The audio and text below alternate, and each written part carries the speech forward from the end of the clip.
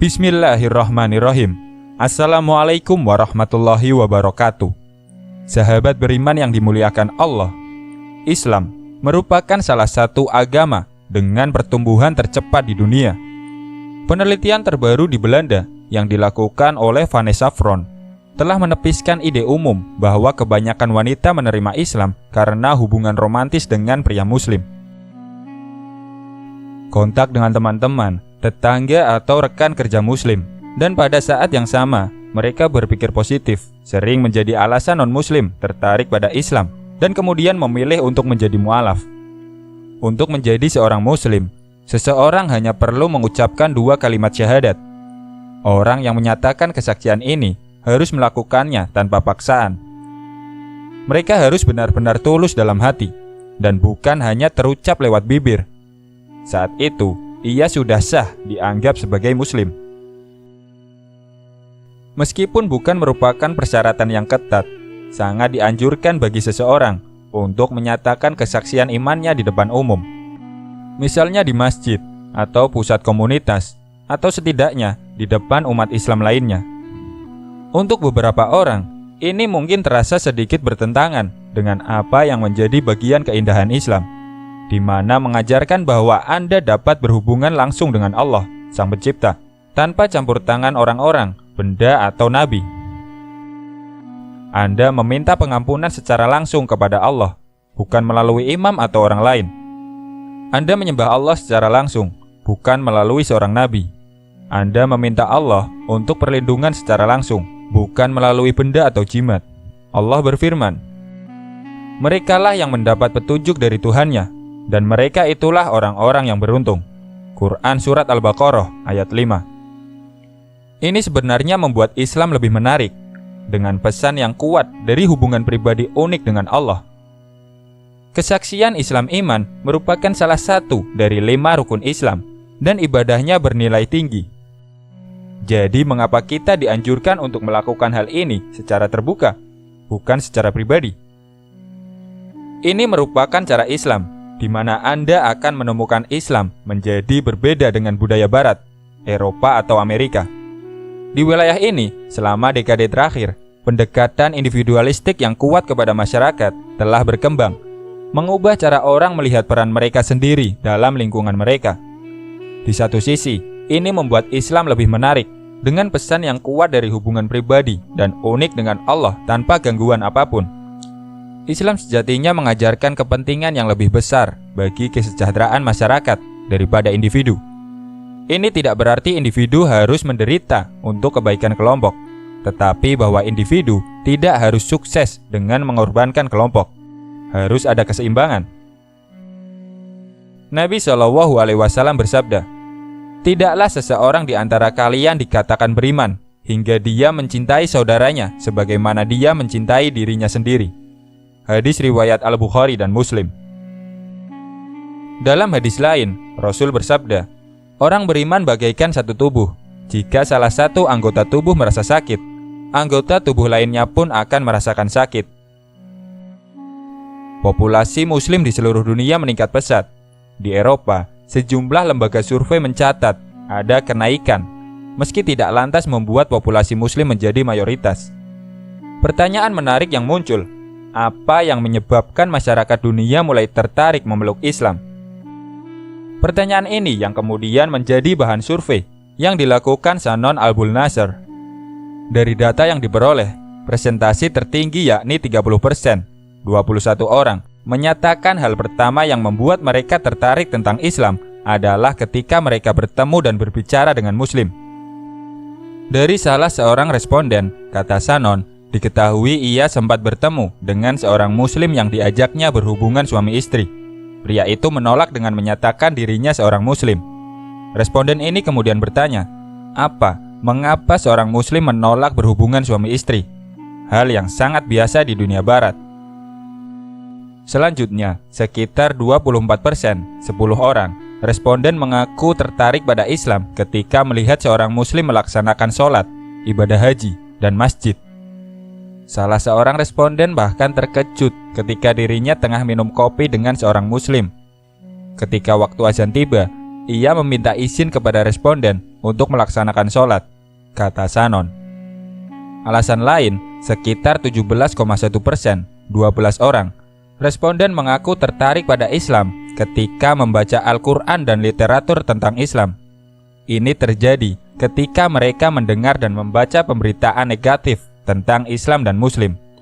Alasan terakhir, yakni 27,1%, 19 orang, responden menyatakan ajaran keesaan Tuhan merupakan solusi dan jawaban atas kebingungan dengan konsep ketuhanan yang dipaparkan dalam ajaran agama terdahulu.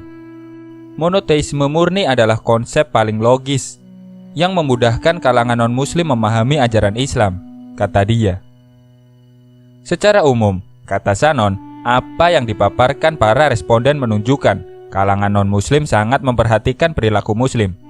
Ini merupakan dakwah secara tidak langsung yang menarik perhatian mereka. Saya kira ketika Allah memberikan hidayah, itu dimulai dengan bagaimana seorang muslim berperilaku. Jadi, seorang yang akan menjadi muslim karena perilaku dan tindakan umat Islam sendiri, kata dia. Orang-orang yang sebelumnya termasuk non-muslim, kafir, yang kemudian berkeinginan dan masuk ke dalam golongan orang-orang yang beragama Islam, disebut mu'alaf. Mengapa disebut kafir? Karena orang-orang yang disebut kafir adalah mereka yang telah mengingkari keimanan kepada Allah Subhanahu wa Ta'ala sebagai perkara yang paling mendasar dalam kehidupan umat manusia, seperti mengingkari adanya tanda-tanda dari kekuasaan Allah, serta tidak mempercayai dengan sungguh-sungguh tentang akan hadirnya masa perjumpaan dengan Allah Subhanahu wa Ta'ala. Oleh karena itulah, mengapa apapun jenis kebaikan yang mereka kerjakan di dunia ini tidak akan memperoleh balasan kebaikan dari Allah Ta'ala. Beberapa firman Allah Subhanahu wa Ta'ala tentang kerugian orang-orang kafir. Al-Quran Surat Al-Ma'idah ayat 5. Artinya, barang siapa yang kafir terhadap keimanan, maka hapuslah amalannya, dan ia di hari akhirat termasuk orang-orang merugi. Al-Quran Surat Al-Kahfi ayat 105. Apakah akan kami beritahukan kepadamu tentang orang-orang yang paling merugi perbuatannya, yaitu orang-orang yang telah sia-sia perbuatannya dalam kehidupan dunia ini, sedangkan mereka menyangka bahwa mereka berbuat sebaik-baiknya. Mereka itu orang-orang yang kufur terhadap ayat-ayat Tuhan mereka dan kufur terhadap perjumpaan dengan Dia. Maka hapuslah amalan-amalan mereka, dan kami tidak mengadakan suatu penilaian bagi amalan mereka pada hari kiamat. Al-Quran Surat Al-Ma'idah ayat 36. Artinya, sesungguhnya orang-orang yang kafir, sekiranya mereka mempunyai apa yang di bumi ini seluruhnya, dan mempunyai yang sebanyak itu pula untuk menebus diri mereka dengan itu dari azab hari kiamat, niscaya tebusan itu tidak akan diterima dari mereka, dan mereka beroleh azab yang pedih. Al-Quran Surat As-Sajadah ayat 12. Artinya, dan alangkah ngerinya jika sekiranya kamu melihat ketika orang-orang yang berdosa itu menundukkan kepalanya di hadapan Tuhannya. Mereka berkata, "Ya Tuhan kami telah melihat dan mendengar, maka kembalikanlah kami ke dunia. Kami akan mengerjakan amal soleh. Sesungguhnya kami adalah orang-orang yang yakin." Lalu, bagaimana cara menjadi seorang mu'alaf? Pada umumnya, untuk menjadi seorang mu'alaf, hanya cukup dengan mengucapkan 2 kalimat syahadat. Asyhadu alla ilaha illallah wa asyhadu anna Muhammadar Rasulullah. Yang artinya, aku bersaksi tiada Tuhan yang patut disembah kecuali Allah, dan aku bersaksi bahwa Nabi Muhammad itu utusan Allah. Apa keuntungan menjadi seorang mu'alaf? Beberapa dalil telah menjelaskan tentang keutamaan menjadi mu'alaf. Al-Quran Surat Al-Anfal ayat 38. Artinya, katakanlah kepada orang-orang yang kafir itu, jika mereka berhenti dari kekafirannya, niscaya Allah akan mengampuni dosa-dosa mereka yang sudah lalu. Dan jika mereka kembali lagi, sesungguhnya akan berlaku kepada mereka sunnah ketetapan Allah terhadap orang-orang dahulu. Hadis Nabi Muhammad SAW yang diriwayatkan oleh Nasai. Artinya, jika seorang hamba masuk Islam, lalu Islamnya baik, Allah menulis semua kebaikan yang pernah dia lakukan, dan dihapus darinya semua keburukan yang pernah dia lakukan. Kemudian setelah itu ada kisos, balasan yang adil, yaitu satu kebaikan dibalas 10 kali lipat sampai 700 kali lipat. Adapun satu keburukan dibalas dengan sama, kecuali Allah Azza wa Jalla mengampuninya. Hadis Nabi Muhammad SAW yang diriwayatkan oleh Muslim. Artinya, tidakkah engkau tahu bahwa Islam menggugurkan dosa-dosa sebelumnya, dan bahwa hijrah menggugurkan dosa-dosa sebelumnya, bahwa haji menggugurkan dosa-dosa sebelumnya. Hadis Nabi Muhammad SAW yang diriwayatkan oleh Bukhari. Artinya, apabila seseorang masuk Islam, kemudian Islamnya menjadi baik, niscaya Allah akan menghapus segala kejahatan yang telah dilakukan. Setelah itu, ia akan diberi balasan, yaitu setiap kebaikannya akan dibalas Allah 10-700 kali. Sedangkan kejahatannya dibalas hanya setimpal kejahatannya itu, kecuali jika Allah memaafkannya. Dari beberapa hadis di atas, bisa disimpulkan bahwasanya menjadi seorang mu'alaf akan membawa keutamaan, keuntungan yang sangat besar bagi seseorang. Di antaranya, Allah Subhanahu wa Ta'ala akan mengampuni dosa-dosanya yang telah lalu. Allah akan mencatat semua kebaikan yang telah dilakukan dan akan membalas kebaikan-kebaikan tersebut dengan pahala sebanyak 10 kali lipat sampai 700 kali lipat. Sedangkan untuk satu kejahatan yang pernah ia lakukan akan mendapat balasan dengan balasan yang setimpal, kecuali jika Allah telah memaafkannya. Itulah beberapa keuntungan menjadi mu'alaf dan manfaatnya yang dapat diperoleh bagi Anda yang ingin masuk Islam. Setelah menyatakan keislaman, komunitas Islam di sekitar Anda memiliki tanggung jawab untuk menjaga Anda.